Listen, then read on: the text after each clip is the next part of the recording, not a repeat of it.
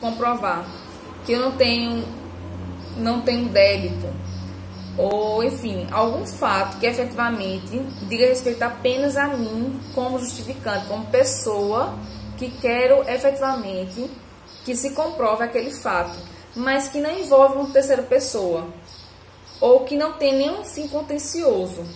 Então, nesses casos em que aquele fato diga respeito apenas a mim, que quer justificar o fato probando, e essa comprovação não vem a ensejar uma demanda contenciosa a posteriori, nesses casos, existe a previsão que dispense-se a citação dos interessados, certo? E aí, vamos falar um pouquinho da defesa e do recurso nesses casos de produção antecipada de prova. Com relação à defesa e ao recurso, nós vamos analisar agora o artigo 382 do Código de Processo Civil, em seu parágrafo 4º, que diz que, neste procedimento, não se admitirá defesa ou recurso, salvo contra decisão que indeferir totalmente a produção da prova pleiteada pelo requerente originário. Ou seja, a pessoa que lê esse parágrafo pode, no entendimento literal do que está escrito, entender que não seria possível fazer qualquer tipo de defesa no processo de produção antecipada de prova. Ou seja, então não teria direito ao contraditório. Não é esse o entendimento de boa parte dos processualistas, né, dos doutrinadores, que tentam trazer uma interpretação sistemática e teleológica desse dispositivo. E aí, como é que a gente deve entender esse dispositivo? Nós devemos entender que ele prevê um contraditório reduzido, certo? No sentido de que, quando eu for apresentar a minha defesa numa ação de produção antecipada de prova, eu não posso discutir a valoração daquela prova para o direito material que vai ser pretendido numa ação originária. Por exemplo, no caso de requerer uma perícia para se comprovar quem bateu em quem num acidente de trânsito. Quando eu for me defender, eu não posso dizer, não, ela não tem direito à perícia e o acidente não ocorreu desse jeito, quem teve a culpa foi ela e eu não tive culpa. Eu não posso entrar no mérito do fato probando, certo?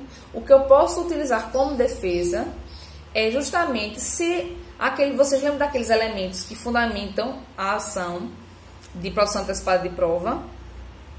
Os elementos que fundamentam essa ação, essa demanda, é justamente o quê? Eu comprovar a prova que eu quero produzir, né, a necessidade de produzir aquela prova, delimitar o fato probando, que eu pretendo provar com aquela prova antecipada, e terceiro, comprovar a necessidade e utilidade daquela prova para comprovar aquele fato. Então, com base nesse fundamento da ação de produção antecipada de prova, é que também vem a defesa. Eu só posso apresentar a defesa discutindo esses três fundamentos. Ou seja, que aquela prova, não existe necessidade de se produzir aquela prova, não existe possibilidade de produzir aquela prova. Aquela prova ela não é útil para comprovar aquele fato, e aquele fato efetivamente não existiu.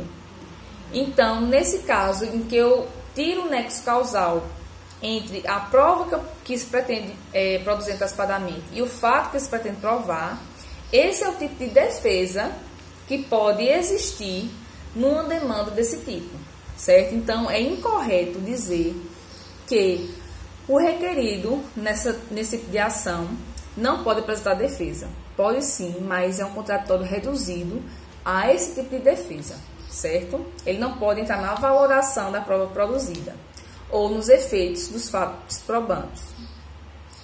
E a defesa, e qual é o prazo para essa defesa? Já que não se existe previsão nem sequer da defesa, quanto mais do seu prazo.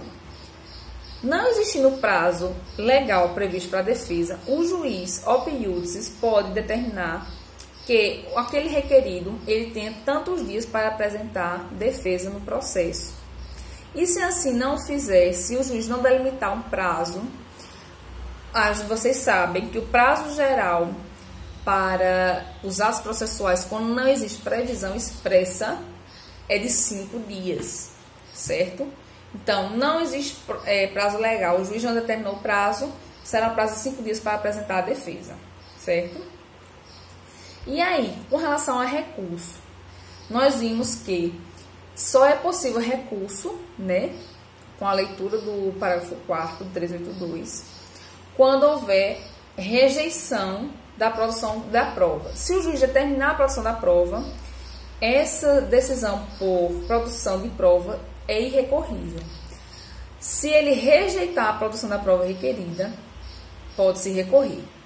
Se a rejeição for total, ou seja, eu requeri 2 tipos de prova, prova testemunhal e pericial, e o juiz negou, rejeitou a prova pericial, eu entro com o agravo de instrumento, porque existia uma decisão parcial de mérito, ou seja, ele julgou improcedente uma parte e procedente outra.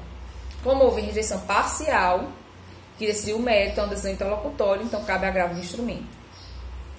Se a rejeição for total, ou seja, ele julgou improcedente a produção de prova pericial e testemunhal, aí se faz por meio de sentença e cabe a apelação, certo?